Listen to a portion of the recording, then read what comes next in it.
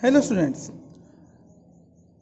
Aggregate demand या determination of income and employment chapter में अभी तक हमने पढ़ा है कि कैसे केंजियन इकोनॉमिक्स और क्लासिकल इकोनॉमिक्स जो है वो एक दूसरे के जस्ट अपोजिट हैं। जहां केंजियन इकोनॉमिक्स कहती है कि एग्रीगेट डिमांड या एग्रीगेट एक्सपेंडिचर रिलेटेड है इनकम लेवल से, यानी कि जैसे जैसे आपकी इनकम इंक्रीज होगी आपका कंजप्शन भी इंक्रीज होगा।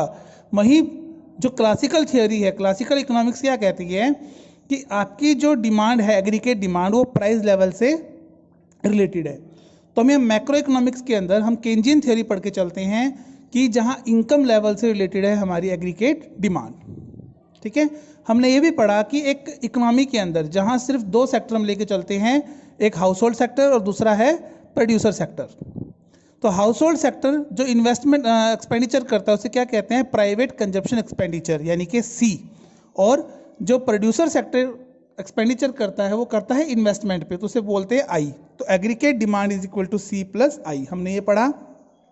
और लास्ट क्लास में हमने पढ़ा था कि कैसे कंजप्शन फंक्शन क्या है, जो रिलेशन रहता है कंजप्शन और इनकम का, कि अलग अलग लेवल पे अलग अलग जो कंजप्शन हम लोग करते हैं उसका जो फंक्शन है उसे क्या बोला जाता है, कंजप्शन एक्सपेंडिचर। हमने ये भी पढ़ा कि किसी भी लेवल पर जो कंजप्शन है, इनकम के किसी भी लेवल पर कंजप्शन जीरो नहीं हो सकता। एक मिनिमम लेवल ऑफ कंजप्शन तो हमें बना के ही रखना पड़ता है जिसे हम बोलते हैं ऑटोनॉमस कंजप्शन, यानी कि जब हमारी इनकम जीरो होती है तब भी हम कुछ ना कुछ तो कंजप्शन जरूर करते हैं। ठीक है, ये हम लोगों ने पिछली क्लासेस के अंदर पढ़ा है। तो आज का हमारा टॉपिक है propensity to consume. Consumption function से नेक्स्ट टॉपिक हमारा आता है प्रोपेंसिटी टू कंज्यूम। तो प्रोपेंसिटी टू कंज्यूम है क्या? It refer to the schedule which shows the level of consumption at different level of income, या इसको हम बोल सकते हैं कि ratio between consumption and income. ठीक है, refer to schedule which shows the level of consumption at different level of income. देखिए जैसे अलग अलग लेवल इनकम है। ठीक है, जैसे इनकम जब जीरो है तो कंजप्शन कितना है, 50। जब इनकम इंक्रीज हुई 100, कंजप्शन कितना हो गया, 75। क्योंकि हमने क्या पढ़ा है कि जिस लेवल में हमारी इनकम इंक्रीज होती है कंजप्शन उससे कम इंक्रीज होता है, क्योंकि एक लेवल के बाद इंसान जो है वो सेविंग करना स्टार्ट कर देता है। हम लोग सेविंग स्टार्ट कर देते हैं कि जब हमारी इनकम जैसे जैसे इंक्रीज होगी कंजप्शन उससे कम इंक्रीज होगा। तो इनका जो रेशो रहेगा, ratio between income and consumption का जो रेशो रहेगा उसे क्या कहा जाएगा, level propensity to consume. Propensity to consume, propensity का मतलब होता है हिंदी में प्रवृत्ति। क्या मतलब होता है इसका, प्रवृत्ति। प्रवृत्ति का मतलब ट्रेंड क्या है, हम किस डायरेक्शन में आगे बढ़ रहे हैं, आगे जा रहे हैं पीछे आ रहे हैं, ट्रेंड। ठीक है, ट्रेंड का मतलब कैसे हम आगे जा रहे हैं या पीछे जा रहे हैं। कि जैसे इनकम हमारी इंक्रीज हो रही है तो कंजप्शन भी हमारा इंक्रीज हो रहा है। इट मींस जैसे जैसे इनकम इंक्रीज होगी कंजप्शन इंक्रीज होगा। तो ये शो करता है relation between consumption and income. तो जो रिलेशन है कंजप्शन का इनकम के साथ डिफरेंट लेवल पे, उसी को क्या कहा जाएगा, प्रोपेंसिटी टू कंज्यूम। समझ आ गया? अब देखिए जैसे कि हमने क्या पढ़ा अभी तक कि जो हमारा कंजप्शन है कभी भी जीरो नहीं हो सकता। अगर मिनिमम कंजप्शन हम लेके चलें तो इनकम जीरो जब होती है, जब और इनकम इज जीरो, ठीक है, तब भी एक मिनिमम लेवल हम कंजप्शन बना के रखेंगे जिससे क्या कहा जाता है, ऑटोनॉमस कंजप्शन। उसको इससे शो करते हैं हम सी बार से, यानी कि जो हमारा 50 है वो क्या है, सी बार है। जब इनकम जीरो है तो कंजप्शन कितना है हमारा 50, उसे किससे डिनोट करेंगे हम, सी बार, यानी कि ऑटोनॉमस कंजप्शन से। इसका डायग्राम को देखिए, जब हमारी इनकम जीरो है तो कंजप्शन क्या है यहाँ पे, यानी कि सी बार यहाँ पे आ गया। और जैसे जैसे हमारी इनकम इंक्रीज हुई हमारा कंजप्शन भी क्या हो गया, इंक्रीज हो गया। तो ये हमारे पास क्या है, कंजप्शन कर्व है। ठीक है, और जो इनकम कर्व है हमारा वाई यानी कि एएस, क्योंकि हमने क्या पढ़ा था लास्ट क्लास में, income is equal to aggregate supply. Change के अकॉर्डिंग जितना प्रोडक्शन चेंज करते हो, product level of production, level of output equal to level of employment equal to level of income. तो इसलिए y इज इक्वल टू क्या रहता है, as। जैसे 45 डिग्री की लाइन आती है ना जो, तो ये 45 डिग्री की लाइन है। ठीक है, तो इनकम हमारी कांस्टेंट इंक्रीज होगी, जितना हमारा आउटपुट इंक्रीज होगा, जितना हमारा एम्प्लॉयमेंट इंक्रीज होगा, उसी रेशो में हमारी इनकम इंक्रीज होगी। तो इसीलिए ये 45 डिग्री पे रहती है। तो जहां ये दोनों कट करते हैं, इट मीन्स जहां ये दोनों कट कर रहे हैं, कौन कौन से कर्व, सी और Y, means Y is equal to C, it means हमारी सेविंग यहाँ कुछ नहीं है। इससे पहले हमारी सेविंग माइनस में है, माइनस सेविंग मतलब हम लॉस में जा रहे हैं, और इसके बाद हमारी सेविंग क्या हो गई है, पॉजिटिव हो गया, मीन्स हम क्या कर रहे हैं, हमने सेविंग करना स्टार्ट कर दिया। तो समझ आ गया प्रोपेंसिटी टू कंज्यूम। इस डायग्राम को एक्सप्लेन करना है, ठीक है, आप लोग इसका एक्सप्लेनेशन कीजिए और उसकी जो पिक्स हैं वो मुझे व्हाट्सएप करो। अब बात आती है टाइप्स क्या हैं, types of propensity to consume. कितने टाइप्स हैं प्रोपेंसिटी के, तो दो टाइप्स की प्रोपेंसिटी होती है, एपीसी और एमपीसी। एपीसी मतलब एवरेज प्रोपेंसिटी टू कंज्यूम, और एमपीसी मतलब मार्जिनल प्रोपेंसिटी टू कंज्यूम। तो एपीसी मतलब एवरेज प्रोपेंसिटी टू कंज्यूम, इसका फॉर्मूला क्या होता है, सी बाय वाई, कि कंजप्शन का इनकम से क्या रिलेशन है, वो क्या है, एपीसी। और एमपीसी यानी कि marginal propensity to consume. 11th class में मार्जिनल वर्ड पूरी माइक्रो इकोनॉमिक्स के अंदर यूज हुआ है, जिसका मीनिंग होता है एन एडिशनल यूनिट, है ना। मार्जिनल का मीनिंग क्या होता है, एन एडिशनल यूनिट, कि एक टोटल में जो चेंज आता है, एक यूनिट के बाद जो चेंज आता है उसे क्या कहा जाता है, मार्जिनल। तो चेंज इन कंजप्शन, इकोनॉमिक्स में चेंज को किससे डिनोट करते हैं, डेल्टा से, जो ट्रायंगल का साइन है उसे डेल्टा बोला जाता है।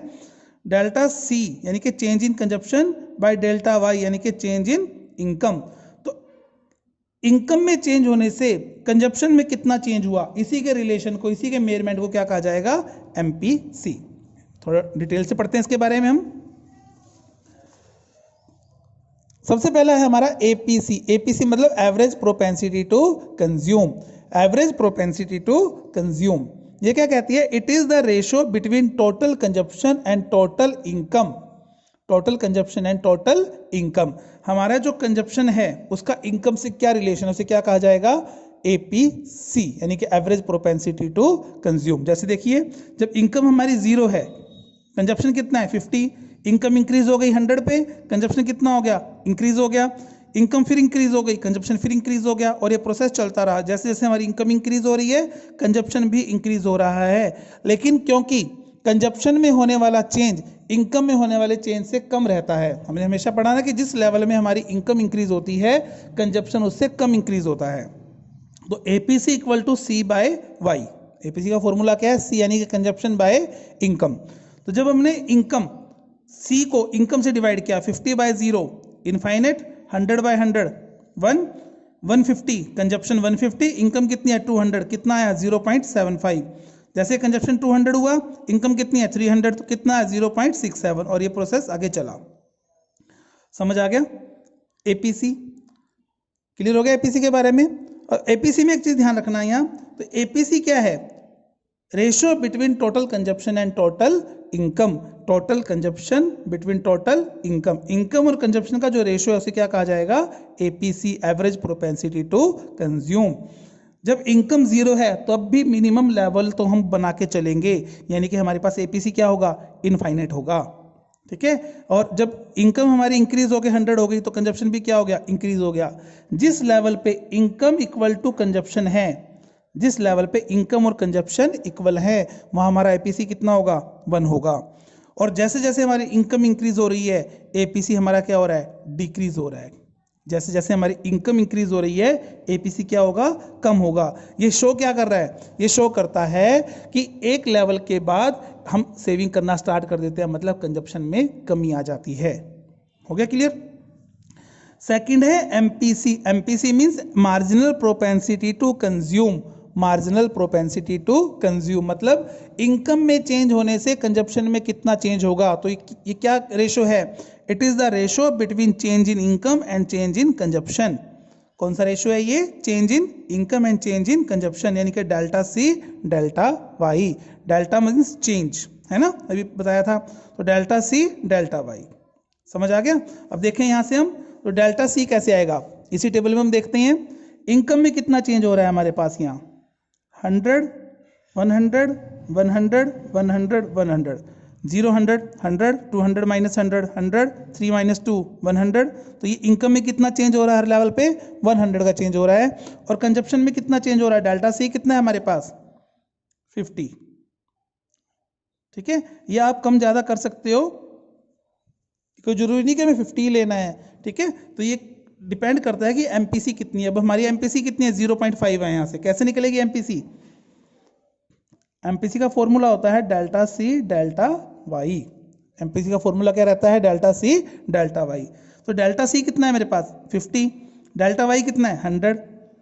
50/100, ठीक है। और हर लेवल पे कितना है? 50/100, 50/100, 50/100 एंड 50/100।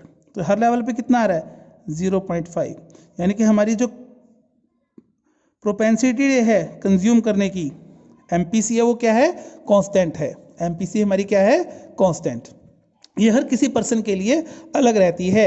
एक जो रिचर सेक्शन है, जो अमीर आदमी है, उसकी प्रोपेंसिटी एक पुअर पर्सन के मुकाबले कम रहती है, ठीक है। गरीब आदमी की जो प्रोपेंसिटी है, प्रोपेंसिटी टू कंज्यूम, एमपीसी, वो हमेशा ही अमीर आदमी से ज़्यादा रहेगी। यहाँ कंफ्यूज मत होना, गरीब आदमी की प्रोपेंसिटी हमेशा ही ज़्यादा रहेगी अमीर आदमी से। उसका रीज़न क्या है? एक अमीर आदमी के पास ऑलरेडी पैसा है, इट मीन्स वो अपनी सभी ज़रूरतें ऑलमोस्ट पूरी कर चुका है, ठीक है। अब वो सिर्फ लग्जरी के ऊपर खर्च करना चाहता है। लेकिन एक गरीब आदमी की नेसेसिटीज़ जो हैं अभी शायद पूरी नहीं हुई हैं, उसे अभी और चाहिए, है ना। तो जैसे उसकी इनकम इंक्रीज होती है, वो कंजप्शन को इंक्रीज करता है एक अमीर आदमी के मुकाबले। समझ आ गया?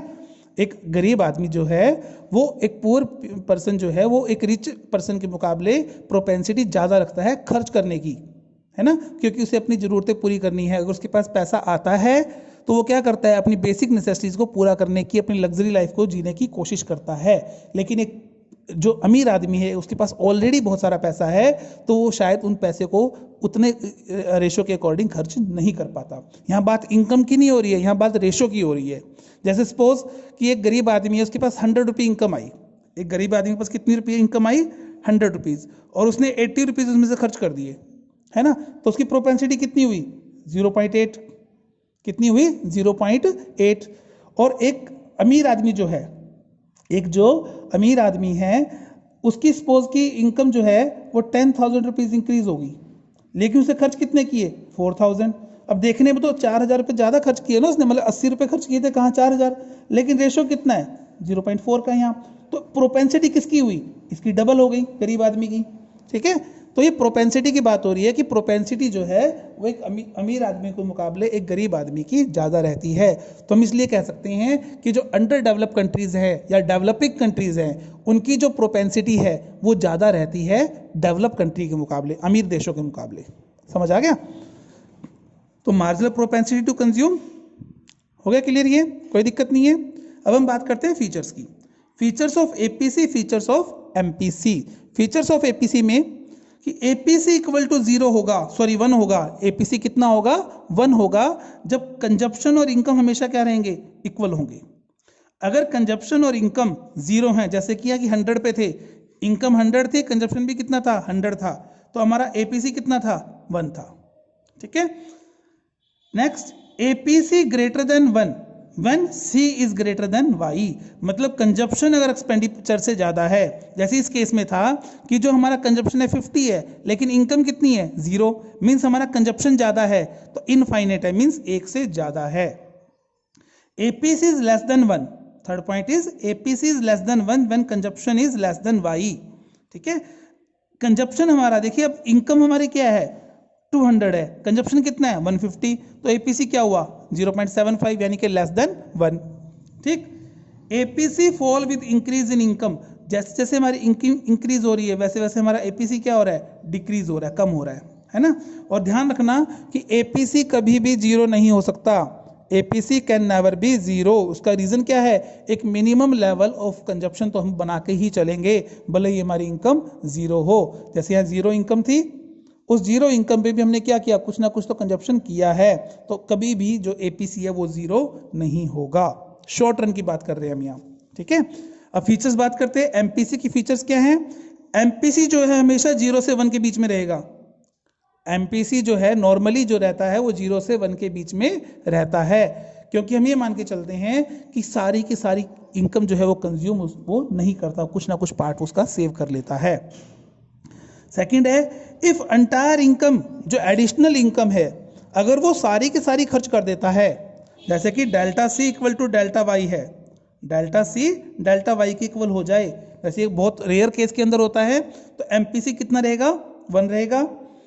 और अगर डेल्टा से इक्वल टू 0 है, मतलब जितनी इनकम इंक्रीज हुई उसने एक पैसा भी खर्च नहीं किया, एडिशनल 1 रुपया भी खर्च नहीं किया, इंकम इंक्रीज होने के बाद जितना खर्च उसका पहले कर रहा है उतना ही कर रहा है, उस केस में एमपीसी 0 रहेगा।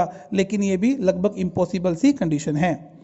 और एमपीसी जो डेवलपिंग कंट्री का है वो हमेशा ही डेवलप कंट्री से ज़्यादा रहता है। अभी मैंने बताया कि एक अमीर आदमी का जो मार्जिनल प्रोपेंसिटी टू कंज्यूम है वो कम रहती है गरीब आदमी से। एक गरीब आदमी की प्रोपेंसिटी जो है वो ज़्यादा है अमीर आदमी से।